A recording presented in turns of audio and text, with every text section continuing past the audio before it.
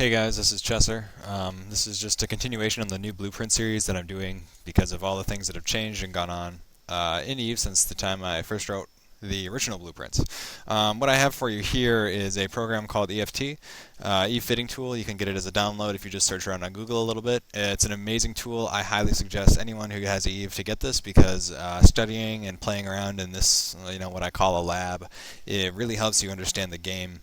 Especially the PvP aspect and what's possible out of ships, much more quickly than if you would using in-game methods or just talking to people, because this is really the cold hard numbers right here.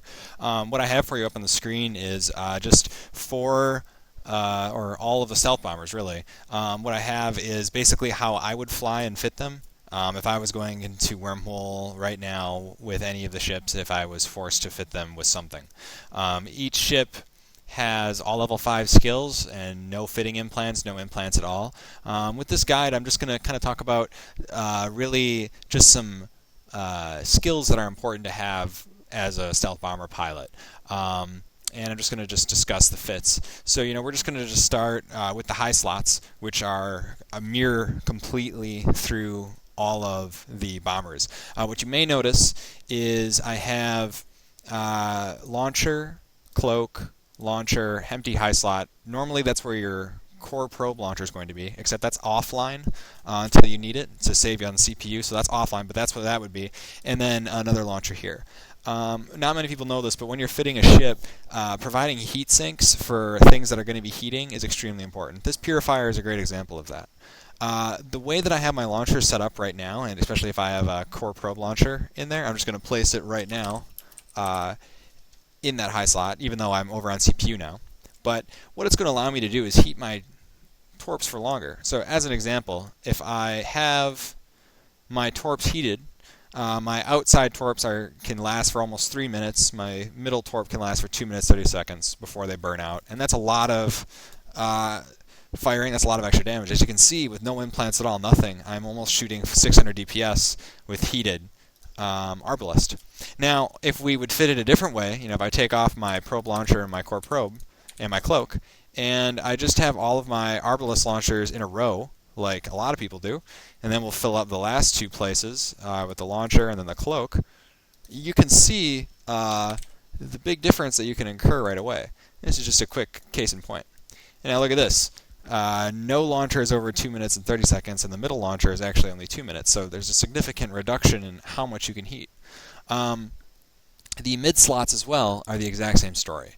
You'll notice how I have the two modules that I plan to be heating, the disruptor and the MWD on the outsides, because that will allow me again to heat them for longer and allow the mid to act as a heatsink. My low slots, I have no active modules, so it really doesn't matter. Let's just talk about this fit really quick before I move on to a different one. Of course, you need the cloak. Of course, you need the probe launcher. You're in wormhole space, and of course, the torps. That is going to be mirrored the same throughout all of the bombers that I talk about. As far as in the mid slots, though, we have a faint warp disruptor. I don't have the CPU to fit Tech 2, but if you had Genos in, Genolutions 1 and 2, you can easily fit it, no problem. But I got the warp disruptor because a bomber never wants to get within scram web range. Easier for all ships to apply damage to you, and basically if you're scrammed or webbed, you're going to die. So staying out of that range is really key. The medium shield extender is there just for buffer. This purifier, the way it's fit after the heavy missile launcher nerf, can do some pretty good damage to Drakes and other battleships that are missile launcher fit, and it provides you a little bit of buffer to drones, which are constantly a threat to bombers. A lot of times it's a race of can you break someone's tank while they have drones on you before the drones force you off. So that MSE adds a little bit more buffer. The last thing I have here is the AB. Again, the AB is just helping me sig tank. Whenever I would be engaging something, if I have the AB heated, I'm going at 1 kilometer a second with a 42 sig, turrets would find it pretty difficult to hit that, large turrets for sure, and of course just to help speed tank missiles, again just to help with survivability. Low slots are pretty self-explanatory. The nanofiber is there just because bombers are extremely slow frigates. They're basically whales. And of course the double ballistic control system. I'm a really big proponent of the double BCS just because of the extra damage it adds, and if I'm flying a bomber solo, I want as maximum amount of damage as possible just because killing that miner in 3 or 2 torp shots is going to mean a kill, while if it takes maybe 4 or 5, you're going to be on grid for a lot longer and putting yourself in danger. So I never enjoy that. The second thing I want to discuss really quick in regards to damage are my rigs. You'll notice that every single bomber again mirrors rigs in the small warhead rigger catalysts. The reason why riggers are the only way to go, and I mean Tech 2 riggers are even better, is because of application. Bombers have horrible damage application to anything that is small, or in fact anything that is moving. I don't care if it's even slow boating. It will tank and sig tank a lot of your damage. So that's why I think double rigger is extremely important.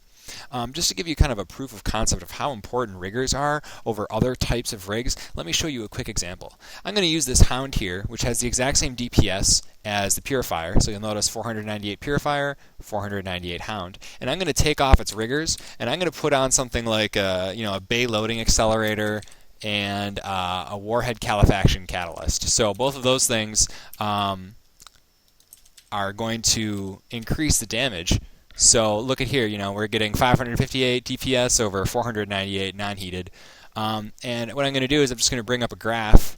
We're going to have the Hound and the Purifier attack a Noctis. And this Noctis is just going to be a pretty typical fit Noctis moving along. And look at this, 161 to 195 DPS. Now if I highlight the red line, the Hound is down here at 161 DPS, and the Purifier is up here at almost 200. Now, even though the Purifier actually has less DPS potential, its application of the damage, thanks to the riggers, means that it can hit targets. And we're talking a Noctis here, and look at the large difference that we're seeing. So, this is kind of the point I want to make about how riggers and application is extremely important. The second thing on application is, a lot of people are asking me, Chesser, why don't you use Tech 2 torpedo launchers? And the reason that is because Tech 2 torpedo launchers require a ton of grid. So here's a Hound that fits pretty comfortably. If I take off these Arbalete launchers and put on Tech 2 torpedo launchers, I'm way over on CPU. And what do the Tech 2 torpedo launchers really get me?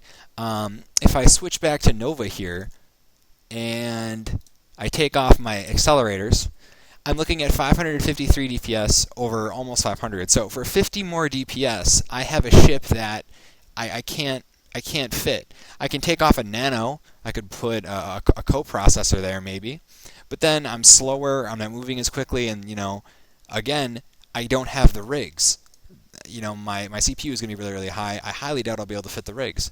The Tech 2 torpedo launchers in a solo bomber situation just are not feasible because of the extreme fitting that they require. The last two ships I'm just going to talk about here are the Manticore and the Nemesis. Not my favorite ships to solo in, but I will say that the Manticore and the Nemesis, with their dual target painters and dual riggers, can actually do the most damage to any ship that they're going to be targeting, thanks to all of the extra application bonuses they bring. Just to give, again, a proof of concept here, we have the Purifier and the Nemesis. We'll have them both attack the Noctis, and the Manticore has a significant jump in damage over the Purifier. Now, don't get me wrong, the Purifier has a lot more stability, a lot more EHP, but if you're just looking for something to pure gank, the Nemesis and the Manticore can really, really up your damage very, very quickly, and that's huge. This is probably about the only reason, or the only E-War that I would fit on these two ships, the Nemesis and the Manticore. You'll notice the Manticore, thanks to its extreme CPU, can fit the Tech 2 Disruptor, can fit the MWD, while the Nemesis, because of its really bad CPU, can only go with the Faint War Disruptor and an Afterburner, so it's a little bit more vulnerable. But the Nemesis is definitely probably my favorite 4-slot solo bomber. Just to wrap up quickly, all of these fits are probably something that I would try. Again, the Warhead riggers are really what's key here. In the next video, I'm just going to talk about skills real quick, but these are kind of the basic fittings that I would be using now. The 4-slot bombers for gank, and the Hound as well as gank. You can gank with the Hound, but its increased speed allows it to do something that the Manticore or the Nemesis maybe not. If you're caught in a bubble, the Hound can MWD cloak trick away safety to safety, maybe better than the Manticore. And then lastly, you have the Purifier, which is the only solo bomber that can really put up a fight without putting a lot of money into it. So that's kind of the overview, the wrap up that I have right now. I will get back to you in a later video. Hope you enjoyed.